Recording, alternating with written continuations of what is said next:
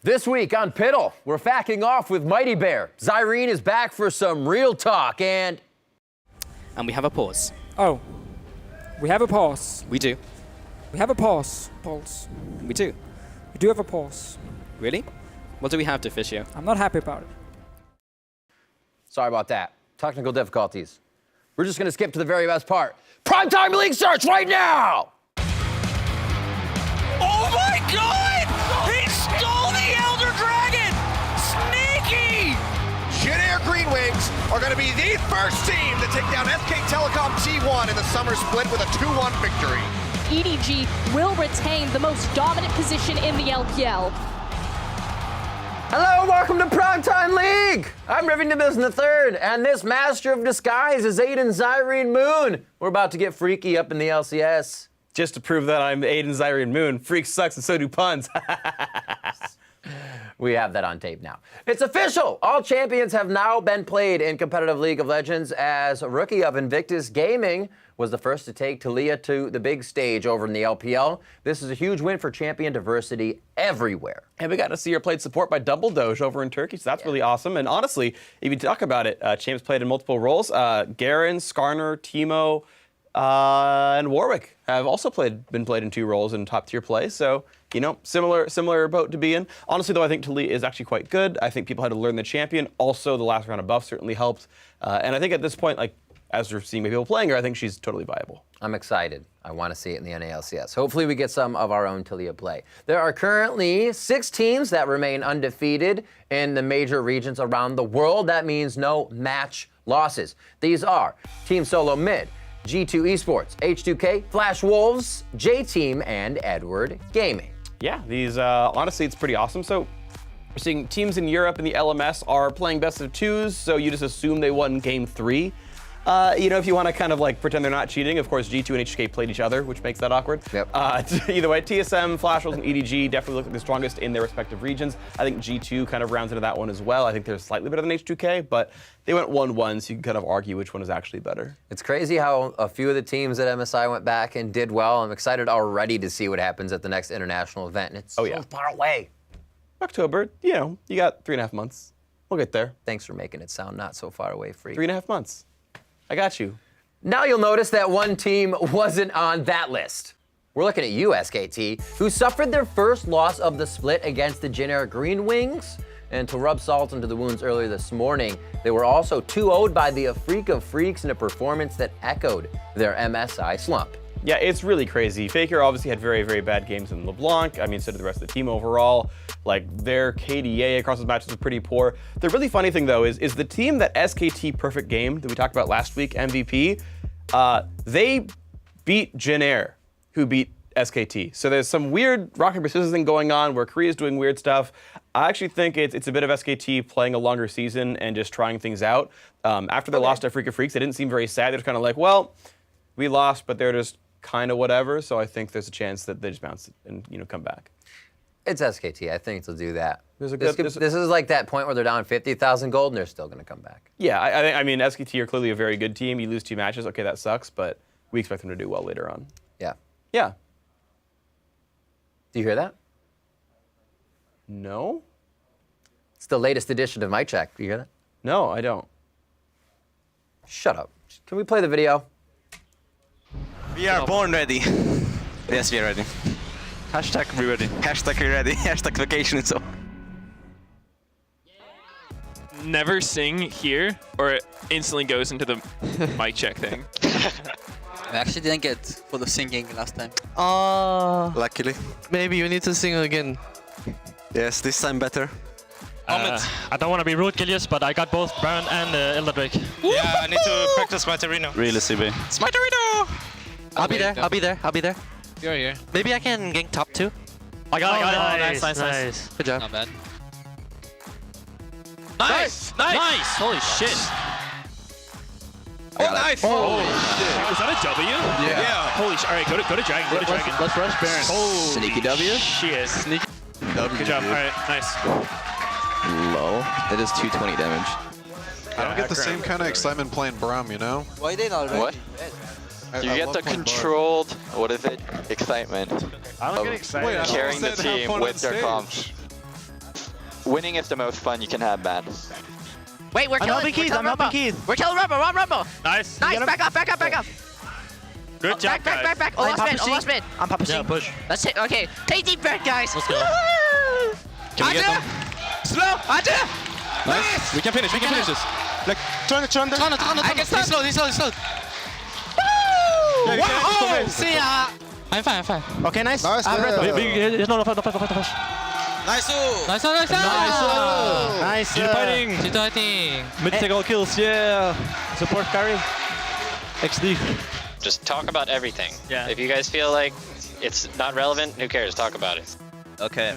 Talk about like your pizza or something. I don't know. What is the taco? Taco? Name of the food? Yes. Yes. Yes, it's like a shell with vegetables and meat. Ah. I have no mana. Focus on object, guys. Focus on object. Yeah. Nick is an object. Go ahead. Tower. Kill. The guy is just too excited. Can we just tower? Let's hunter. Peel. Chinko Fury. Hey, Gragas is on me. Gragas, finish. Stop him finishing. I'm gonna elbow Toronto. Finish, Gragas first. Can we finish? Yeah, We can finish. Go. We have 2 minutes. Go top. Yeah, go top. Oh my. Let's go top. Holy shit!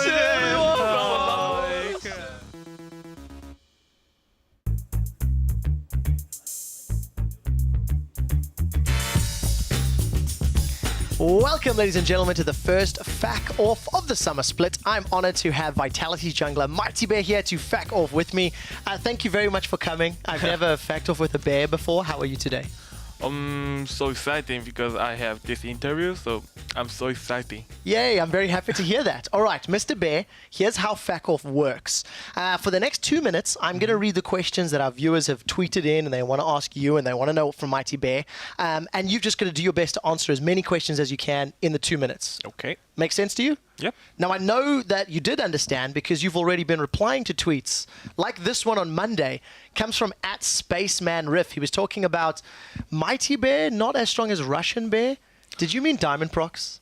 No, just joke. Okay. Yeah, we know Russian Bear is so strong.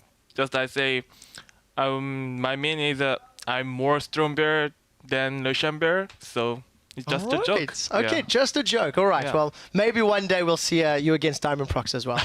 All right. Let's get this FAQ off started and see how mighty you really are. Get that timer ready. Let's start it in 3, 2, 1. This question comes from @UnknownVirus. Who's the best jungler in Europe at the moment? Now I think G2 Trick is the best jungler in EU. And will you be able to catch him? Yeah, maybe. Maybe. I like that. Next question comes from @AdrianMisk. This is 2 parts, and the second one said, how did you come up with your nickname?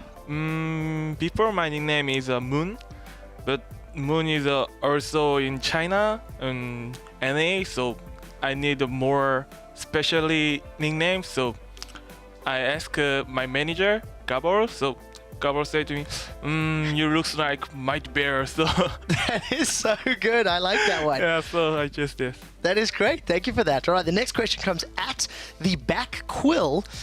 When your mid Nuke Duck asks for ganks all day, 24/7, do you sometimes tell him to FAQ off? I just say, oh, wait to Nuke Duck, and then I don't go. So you troll him. I like that. Yeah. Next question @WavyYX. What is the worst jungle pick that you have ever seen? Actually, Shaco is the terrible to teammates, and then enemy also don't like Shaco, so both team or enemy don't like. I agree with you. I hate him as well. Yeah. Let's get to the next one from @McBantar101 tweets, I just got into Bronze 2, so party at MightBear's house? Unfortunately, if you're Bronze 1, you can come party at my house, but Bronze 2 is no. Not good enough? Only Bronze 1 up? Yeah, Bronze 1 up. Okay, Bronze 1 up. One last question @MaViewer tweets, are you satisfied with your overall team? Yeah, of course. all my teammates so kind to me, and always talk about the game. We can focus on the summer split, so it's good. That's good. Only when you're trolling Nuktak if he's asking for ganks and you say no. That's it? Yeah. All right, well, that does it for this edition of Fac Off. Thank you, oh mightiest of bears, for playing. It was great asking you all those questions. Yep, thank you very much. You can watch this predatory beast and his Vitality team take on the Giants this Thursday and first place G2 this Friday during our Week 4 coverage of the European League Championship Series. Now it's time to break it down. That with the NALCS and TSM are still the top dogs in North America as your only undefeated team. Maybe they can thank Coach Weldon for that. Maybe they can, or maybe they should just thank Bjergsen for 1v9ing every game anyway. No. Honestly, though, they're at the top. They're closely followed right now by both Immortals and Team Envy. Envy, speaking of them right now, I mean, obviously a great start for them, but now, this next week, they're playing both TSM and Cloud9. This is really going to tell you what they're made of. If they drop to 5-3, okay, they're good, but not super amazing. If they win one or both those matches, they're clearly a very top team. Yeah, and Cloud9 coming up for them. Cloud9 are doing their best to break records. This time they're heading for most games played.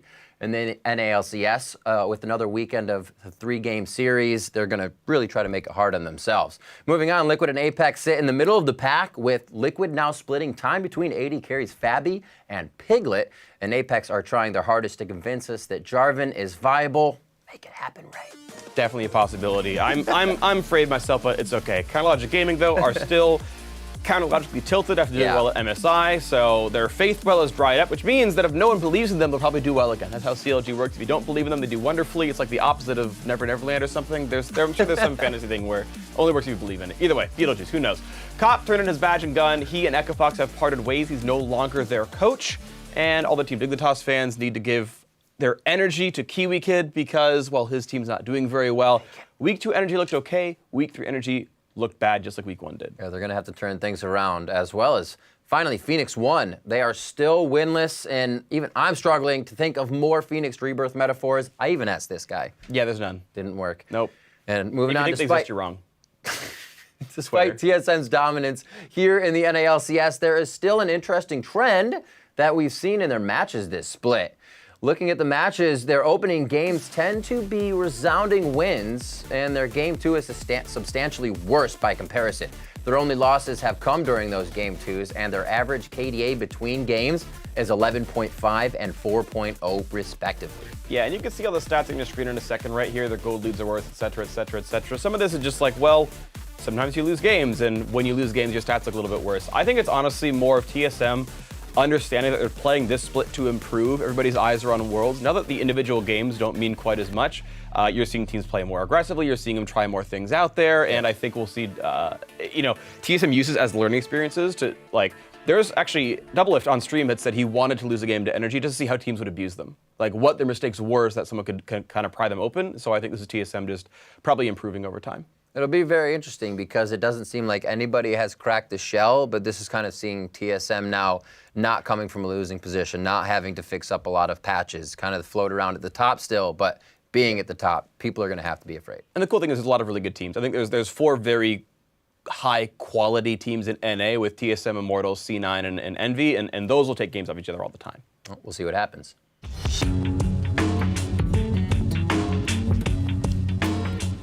Sometimes it takes a...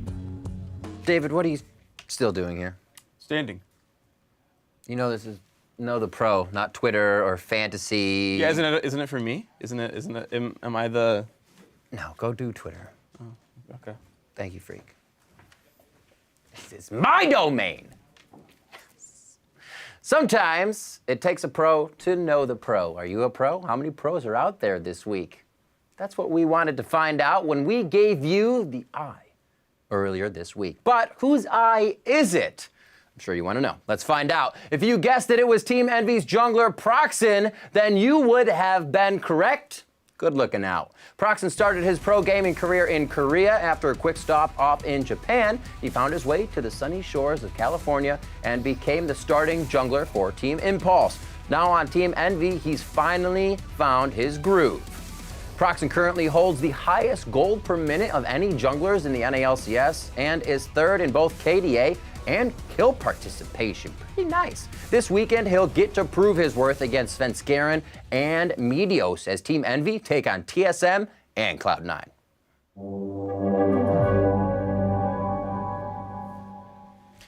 Hey everybody, it's time for a story.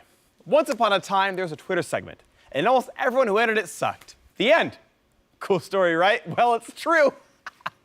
Last week, we asked you which undefeated LCS teams, plural, would lose a match in Week 3, and for a spot in the Hall of Fame, you had to tell us how many deaths there would be across those teams. Well, if your answer featured exactly Team Envy and Rocket, then congratulations, you are doing better than almost everyone else in this story. Team Envy lost to Immortals. Rocket lost both their matches over the weekend. So 11 of you are awesome and worthy of a small amount of praise for predicting the fact that these teams would lose. But it's not quite good enough to join me in the Hall of Fame because, well, there are more deaths than any of you would ever guess. So sadly, you got that one wrong. It's okay, 50-50. Now, let's talk about next week's, whatever, Week 4's Twitter question. Now, last week, the top 3 players in fantasy points in an individual game, my all-time best game in that week, were Trick, Sneaky, and Keen. Now, this week, we want you to tell us who will score the most fantasy points in a single game in Week 4 of the LCS. So tell us the player. If you want to get in the Hall of Fame, tell us how many fantasy points that will be for that single game to the nearest whole number, so round it. There's your question. Good luck. It's going to be really hard. Tweet your predictions to @LevelEsports. Use the hashtag PTL, and we'll see if we can write a better story this week.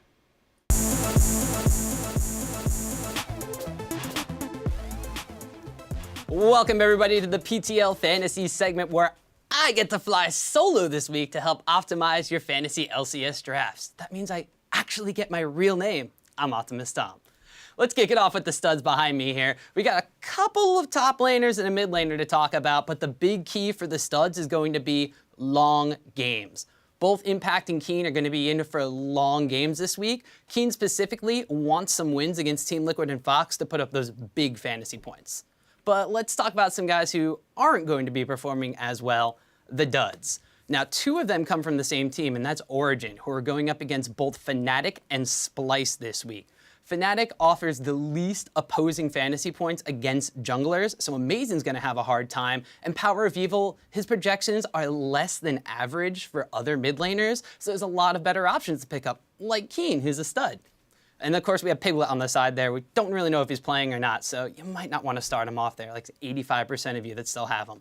But let's move on to some more risky business here, the risky picks. 3 different guys, all of them are going to have some pretty tough matchups this week, but they could kind of be one-game wonders, especially in those best game fantasy point leagues as opposed to the 2-game leagues. Sunstar particularly is a bit of a surprise to see up here, but if Giants is able to grab a win in one of those games this week, he puts up an average of 37.03 fantasy points and wins, which is insane. It's pretty good.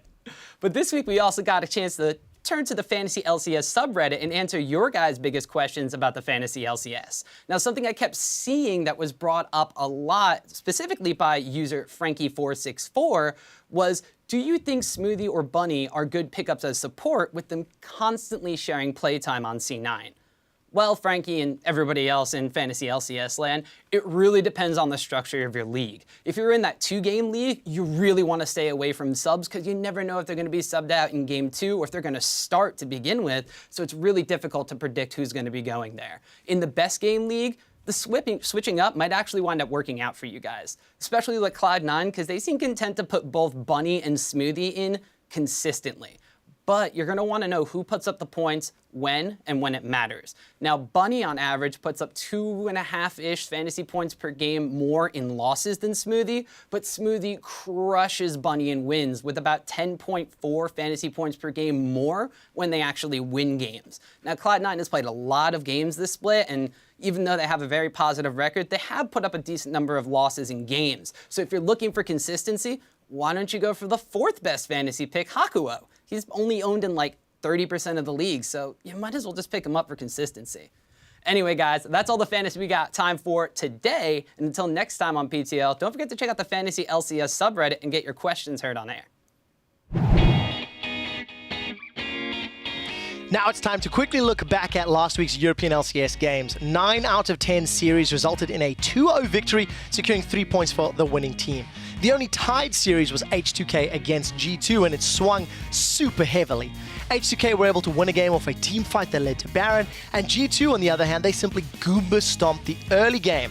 This allows them to maintain their top-of-the-table placements. Schalke maintained their middle of their table position alongside a very meditative-looking Splice, while Rocket, unfortunately, they took a nosedive. They dropped all 4 games, they fell 3 spots, they're down in 7th position. Continuing to surprise is Origin sitting in that 9th position spot. They picked up their first series win against Roccat, only to get taken down the next day by Giants 2-0, and this is becoming a worrying trend for the team that placed 2nd in the spring split. Finally, rounding out the table, the Unicorns of Love continue to look like a deservedly 10th place team. Unless big changes are coming to the Unicorns, they might just become extinct. Look, maybe Unicorns as the animal aren't real, but neither is this team's chances at a playoff position if things continue at this rate. That does it from last week's LCS. For now, be sure to tune into Mid Lane Week starting here in Europe on Thursday at 5 p.m. CEST.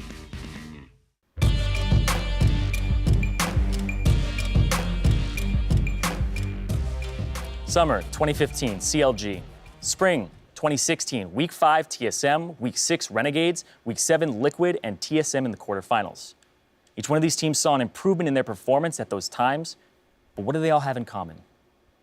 Weldon Green, sports psychologist trainer, current performance coach for the undefeated TSM, and the man responsible for the term, the Weldon effect. Now, Weldon would work with the team for a week, and they would instantly see results which led to the coining of this term. But in the weeks that would follow, teams would come down from that spike. They would use Weldon as a consultant, a quick fix for their problems, and then discontinued investing in his services. Teams had identified that a sports psychologist could help them, but failed to recognize the time and commitment needed to see a lasting impact. Now, we are seeing a pattern. Teams that utilize performance coaches in the long term find success, like Immortals, CLG, the last 2 splits, and TSM right now. They have people on staff staying up late, making plans and stressing so that their players don't have to. Now, I'm not attributing all of a team's success to their coaching staff. When the player's up on stage, it is 99% them and 1% the coach. But that 1% holds the key to unlocking the other 99% so they can perform to their full potential. Normally, a psychologist is there to help create a healthy work-life balance, but at the highest levels of competition, it's about finding well-being without a well-balanced life. We criticize pro players when they get girlfriends. The more you train, the better you become, but the more is demanded of you and the more you have to sacrifice to become a champion. It's because of this that performance coaches are becoming a necessity in professional League of Legends. Teams are made up of 5 or more young adults that must work together to compete, all live in the same house and are in the public eye while having very little privacy themselves. With all of this stress, players are also required to take on a training regimen that exceeds most traditional sports, having to scrim 8 hours a day and keep your skills sharp in solo queue, all while tending to their mindset and their lives. I, for one, am shocked when I learn a team doesn't have a sports and performance psychologist on staff. Because in order to compete at that highest level, you have to be consistent, operate as a team, practice hard, and have all of that happen all while avoiding burnout. And providing those services for a team is their fucking job description. It's not salt, it's just being real. Hey everybody, I'm Jat, this is Kobe. We're here again for This or That. We've done this a lot of times. I think you don't know by now. Yeah, it's gonna be the best one I think we've ever done. We have 5 slides, which is fewer slides than we had last time, which to me makes me think that each one has to be better. That much more important. They're gonna be such high quality. Let's get into the first one. I will be so disappointed if they're not. All right. Is COG underperforming or just plain bad? Ooh. I mean, they got second place at MSI. You can't just say they're bad. Just bad. Of course I'm not they're a fan. You always do have to ask the questions like, are they underperforming or is this their actual record? Like, technically they are what their record indicates, but I think they are better than they have been playing because they're back-to-back champions. So they have the same players that we have seen perform at a high level. We've seen them win the North American LCS. We've seen them compete in international play. So I would say they're underperforming. I feel like that's kind of the definition. They're underperforming. This one. Let's go to number 2. Next slide. Better ADC, Sneaky or Reckless? Ooh. EU versus NA here. So I do have NA bias, but I did meet Reckless personally when we were at Paris in All-Stars a long time ago. So I've known him for so long. This is really rough. Yeah. Who's the actual better AD There's a carry? couple things, like Sneaky, there's that whole thing about him being underrated. I like to think there's really strong AD carry competition in NA. Yeah. But I also think Reckless gets a bunch of shade thrown at him, like totally undeservedly. Follow-up cleanup AD carry? He's a cleanup. No, like, this dude is actually really good, Yeah. and he's a really try-hard player, so like... I'm still gonna go NA though, I'll go this. I'll go Reckless to keep it balanced. Now, before we get to the third slide, someone just told me it's a Game of Thrones spoiler, which just makes my mind roll it race. before they can change. Yeah. Turn it off right now if you haven't watched Game of Thrones up to the 9th episode. If you haven't watched it, you final should feel season. shame anyway. Yeah, who was worse at dodging arrows? Wait, well, let me. Rocket, this looks pretty bad. Yeah, They get hit a lot of times. Yeah. I'm pretty sure this is only one. I remember only one arrow right through the heart. Yeah, but he just ran in a straight line. He was like 100 feet away. He didn't really try. Juke to the side a little bit once in a while. It takes a while to get there. I blame Rickon a little bit. It was more dramatic that way, I imagine. I mean, this was really sad too, but... They got hit by a lot of arrows. I have to say, this was actually pathetic. Yes. I'll go with that. I go with that. That was high quality. That's why we only have 5 here. Let's go to the fourth slide. Who had a worse week, Faker or Steph Oh, Curry? God. Steph Curry. I have to go Steph Curry for It's not sure. even close. I'm from Oakland. He let us down. Yeah, he missed a bunch of threes down the stretch. I mean, Faker, he got like danced on by Mickey. I thought the last slide was bad. This slide is Spoilers, bad. by This the way, one is... Faker lost to the Africa Freaks. Terrible week, but like, it's the regular season, dude. That's like Steph Curry losing 2 games. That loss doesn't really matter. This loss was for the fucking championship. It affects his legacy a little bit. Okay, definitely Steph Curry. Let's get to the final slide that we've never seen before. River Freak. Ooh. You gotta be careful with this answer. Ooh. Who do you cast with next? River, I don't know. Ooh, I think I cast with Riv next. I'll go Riv. I'm just gonna list the positive qualities. Oh, okay. About both This of them. should be good. Yeah. Just a very short list. It'll Riv be like is a two silver things. fox, a young George Clooney, one would think, and he's very smooth. So in his looks, he's delivery. going looks for Riv. Okay. Yeah. Freak as well has personality, and he's very fun to theory craft with. He does. So it's really like, I mean, Riv is also a smart guy, but Freak, I cast with Riv next. Riv is better. I'm going Whoa, we're super biased. Silver on Fox. this one. We're both Silver Riv. Fox. Yeah, I'm sorry, Freak. These guys trying to trip us up with these last questions. That'll do it for this or that. You can tweet to us at LOL Esports or at RightCobe or at RightJat. Or I have at to say, Riot Freak to let him know that or he at got burned. Rivington the Third, being like, they all like you. Congratulations. We didn't see enough tweets last week. I'm just going to say that because I want to get more tweets. It's fun stuff. Okay, me too. I like tweets. That'll do it for this or that.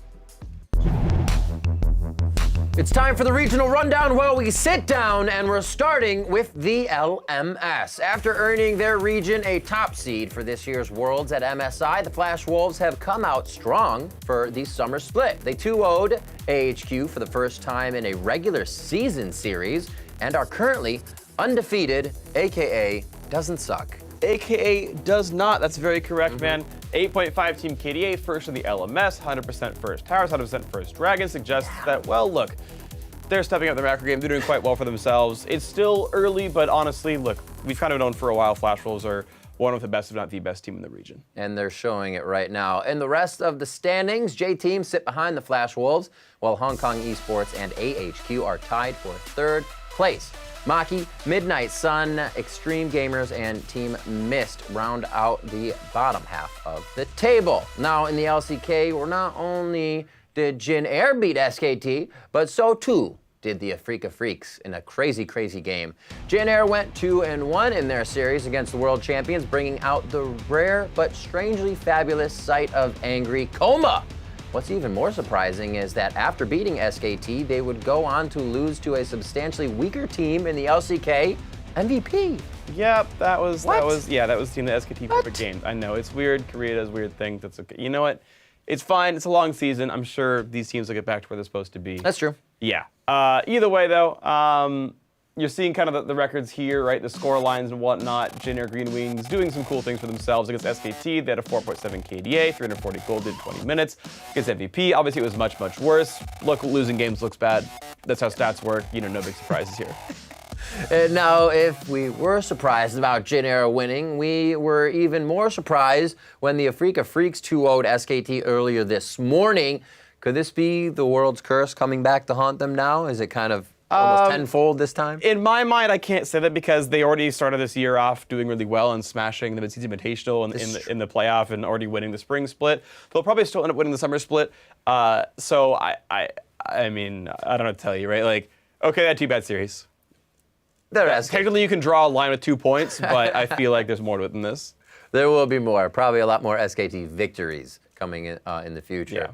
Yeah. And with their 2 losses, however, this is how the rest of the standings shape up. SKT barely hold on to first place as 5 teams currently sit on 5 match wins. If SKT continue to stumble, we're going to be in for a barn burner to see how the top of the table shapes up. Now finally to the LPL, and the first week of inter-group play has left most of us scratching our heads as to who is actually better than who between the 2 groups. The only thing that we're certain about is that EDG are now at the top of the food chain in the LPL after their win over Royal Never Give Up. They took the series 2-1, and Deft had some amazing games in that match. You're always hearing his name. Dude, Deft being Deft. I love seeing Def do incredibly well. He's one of my absolute favorite players and amazing AD carry. He plays so many different styles of champions as well. You can see him playing very utility-focused ones right here in this set. Really, really high KP as well. That's always a really big one. 81% is quite high, especially when you're playing champions that aren't just Saber. That actually means you have to do something reasonably difficult to get in there. His Ezreal was super good as well, 18 KDA on that one at the very end of the series. So a great player. I'm glad he's staying on form, by the way. There's plenty of really good players that go over to China and then stop doing well. Deft has remained a stellar AD carry. The most crazy Ashe arrows we'll get to see later. Now, as for the rest of the standings, it gets a little harder to decipher because apparently every team capable of beating every team and other team, unless, of course, you're Saint Gaming. Yeah, so we can talk about Saint in a little bit, but let's talk about some of the cool things. So Snake are good, they're fun. SOFM is really cool, but they lost the series to LGD, who had previously only beaten OMG. OMG got their first match win against Invictus Gaming, and then Game Talents beat World Elite, but lost to Invictus Gaming 2 weeks ago. Look, there's a lot of pretty closely skilled teams here in China. Honestly, I think the playoffs picture itself will be really interesting to look at down the line. Honestly, it's just a bunch of matches, and eventually you will see the consistency start to rear its head, and you'll start seeing who the top sort of 3 teams per group are. We will. It's going to take a while. It's the middle, not even the middle. I guess it's just the start. It's just we've played more games, so it feels like we've gone farther. So I guess we do have a lot more to see from these teams. Yeah. Now it's time for the part of the show that starts with T and ends with Enta. The Penta. Coming in at number 5, Cloud9 picked up the sneaky Dragon Steel. So much pressure put on Cloud9. They lose 2 GAs. Oh my God! He stole it! Are you kidding me? The Elder Dragon! Sneaky! Here we have it once again. He has vision. They don't actually clear out this ward. Shoots the W. Are you kidding me? At number 4, KT Arrow's aim was steady as he hit Crown from downtown. And they are being very still right now, working around that Rek'Sai. They're going to see him there so they can move again. Yep. Guys, you can move. Move. They're waiting for the arrow. Is it going to hit? Yes, it does. Finds Crown, but can they actually finalize anything on this one? Actually, yes, they can. The hook comes through. He's going to get popped. From Brazil's CB LOL, INTZ's Jockster brought on the pain with his calculated Alistar combo in our number 3 play. E o Token sem teleporte se precisar chegar e virar 5. E olha isso! O Jockster conseguiu. Enquanto isso tem sofreu exaustão. Tenta fugir, mas não tem como. Yang fica com a eliminação. Resetou o Q dele. Pode tentar algo a mais. Sertuli Kami chega agora também na proteção. Mas é tarde demais. Está eliminado, Tail. At number 2, EDG's Deft put on a true display of skill in this 1v2. Whoa, forward. That's very aggressive. Maker is going to get stunned down. Boomerang comes back to the other side as Uzi. He's going to be able to take down Scout, who flashes forward. No, Def, sorry. He's going to try and jump on top of Uzi. Finds a return kill. Def picking that one up. Now, you can see Mata trying to chase him down. They're going for it. We get the auto attack down. Def is trying to cut him. Def is going to be able to take him down. One more Mystic Shot's all going to take. Gets the kill. And soaring into number 1, it was Rox Tiger's Prey with the ultimate Ashe arrow from across the rift to secure the victory. Ray finds the mid. Might get more. He might be looking for more. They're going to try to recall, but Rox is just going to keep pitching in onto them, trying to deny this one. Expression going to go ahead, use the teleport, but they interrupt him. He can't go back.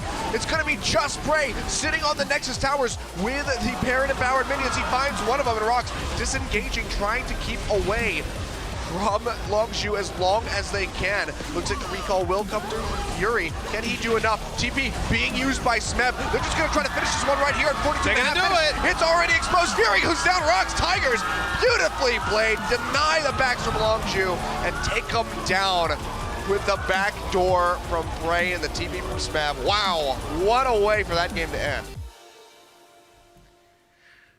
Big plays don't come cheap.